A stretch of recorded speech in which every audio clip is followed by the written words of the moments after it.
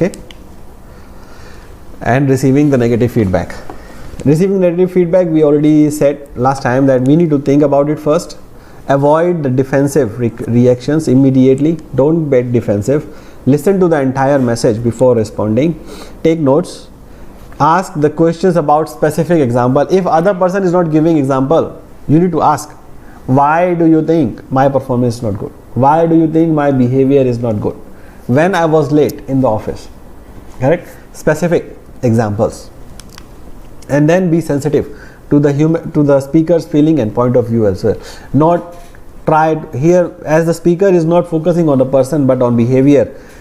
Same way, when you are receiving the feedback, you need to follow the person, follow the behavior or the feelings, not the speaker himself.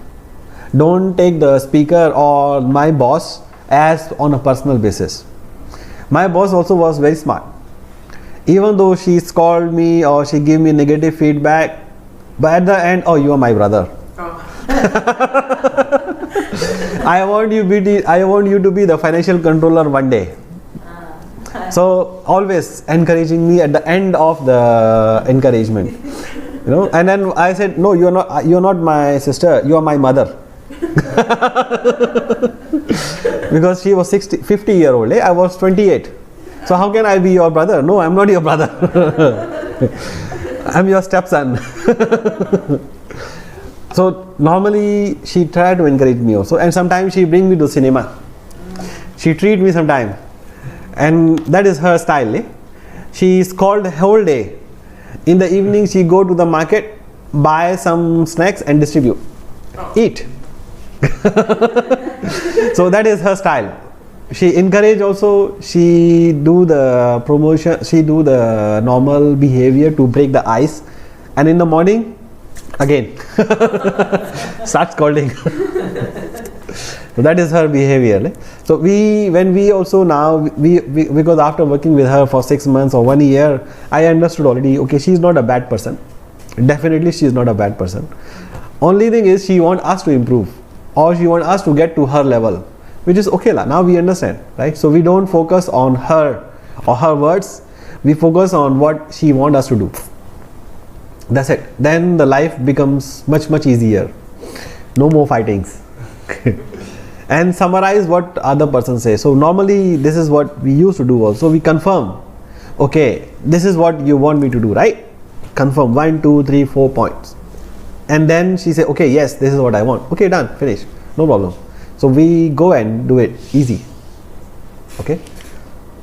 And then access the criticism is it 2 ways. Is it valid and important? If it is valid, you need to do something right and important. If it is neither valid nor important, what are you going to do? Ignore it. Never mind. Correct? So these are the scenario. After this. After this. Huh? You want to go washroom? I want to take coffee. Coffee. Okay, you can take always coffee lah. Coffee is outside. Go ahead. Okay, so after this, I think there's only few more slides left before we start the business communication. This is still we are doing the basic communication, basic communication skills. After this, we go to the business communication and the case study. Okay, so here is the scenario. Sarah and Greg are having a heated communication about revamping the budget process. What's wrong with the current system? Right? I say, if it isn't broke, don't fix it. That's what Sarah says. Greg says, why are you so opposed to change? What are you afraid of? Sarah said, quit pushing me, get over it and move on to something else. So what is good here? Sarah's last statement show her frustration, right? That okay, get over it. We don't want to discuss it anymore. Correct? And solve nothing. What could she have said instead of de-escalating to the conversation and move towards a constructive solution? So what she could say? Instead of saying quit pushing me.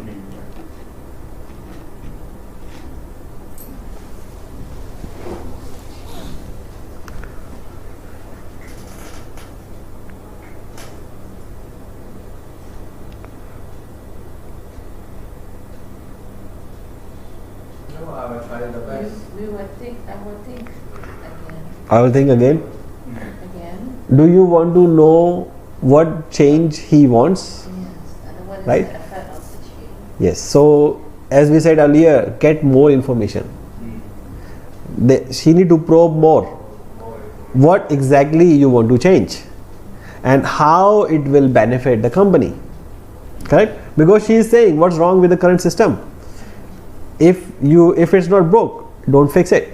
So if he say why are you so opposed to change, then what she need to know? What she want to know is she want to know more how the change will benefit us. Correct? That is the right way of asking. Instead of saying okay, get over it, let's talk about something else.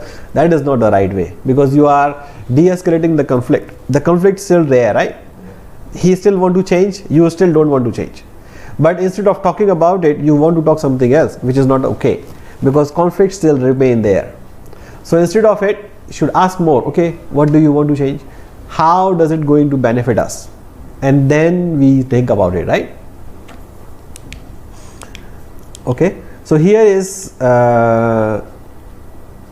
okay, there's another situation, right? So there was another sentence, again I missed the slide. I think I can tell very important to you, but I don't think either one of us is in a problem solving state of mind. Let's meet tomorrow when we are cooled off. So they continue to have a heated conversation, and at the end Sarah said okay, let's talk about it tomorrow, right? Take your frustration out on me serves no purpose. That's what Greg is saying. So while Sarah made an effort to de-escalate the situation, she don't say anything that indicated she want to resolve the situation. I'm not afraid of anything. I just want to focus on what is most important, and don't think changing the budget process is most important. That's what Sarah says. But in this also, Sarah doesn't continue to escalate the conversation in his response. With this response, it doesn't do anything to meet Greg's needs and solve the differences, because we are not trying to solve the differences. We are still come back to the same situation. I don't think changing the budget process is important. So we are not resolving the conflict. Greg want to change. We do not want to. Sarah don't want to change. So the conflict remains the same. Correct? Conflict is not changing.